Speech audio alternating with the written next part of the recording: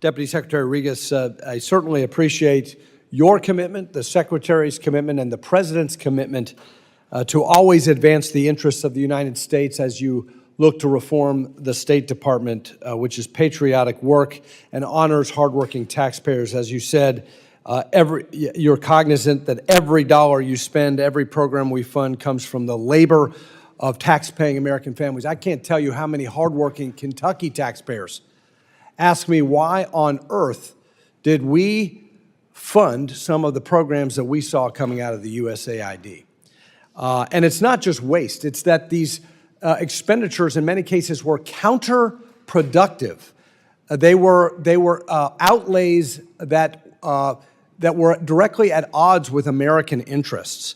And so I welcome your testimony that we're finally shining a light on the fact that countries that benefit from our generosity often fail to reciprocate that support, citing sub-Saharan African nations who vote only 29% of the time on UN resolutions with the United States, despite receiving billions in assistance paid for by the American people.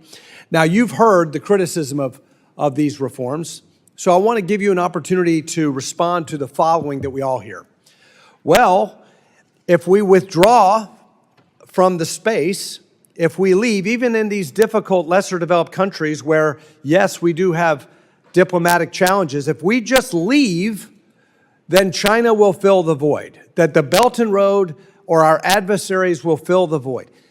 Mr. Deputy Secretary, does it advance U.S. interests to continue to throw good money after bad to countries that actually cozy up to our adversaries and don't do what we want at the United Nations? Thank you for that question, Congressman. No, it certainly does not advance America's national interest to do that. I think what we're trying to do is tie any foreign assistance to measurable outcomes that deliver for the American people, that make them safer, stronger, or more prosperous. A lot of the so-called aid that China has delivered to countries has really been predatory lending that has not been, that has put countries into debt traps, which they now regret. So I think, and the aid that we have, the so-called aid that has been delivered previously by the government of the United States through USAID has been things that the governments did not want, did not need, and was often promoting divisive ideologies in those countries. And true or false, after the proposed budget is implemented and the streamlining and reforms go into effect, the United States will remain the largest single foreign aid donor in the world by a wide margin. By a wide margin, that is correct, sir. Let's take one example of U.S. aid funding under the previous administration.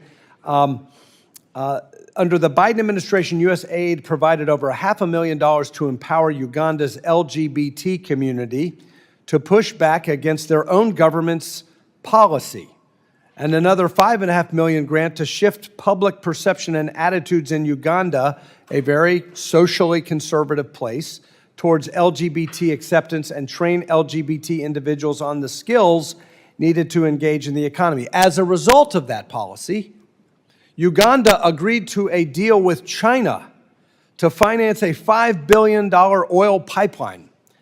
Was that foreign assistance to fight this country, Uganda, was that in the interest of American national security to push that country towards China? No, I think anything that we did, that the prior administration did to push countries into China's arms were certainly not in the interest of the United States. No, so it's not just about honoring our taxpayers, it's about advancing American interests. And there may be differences of opinion here in Congress about a particular country's views on a particular social topic. But I think that the job of the State Department is to advance American interests.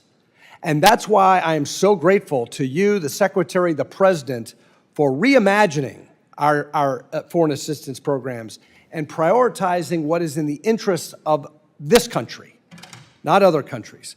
I don't have any more time, but I just want to reiterate.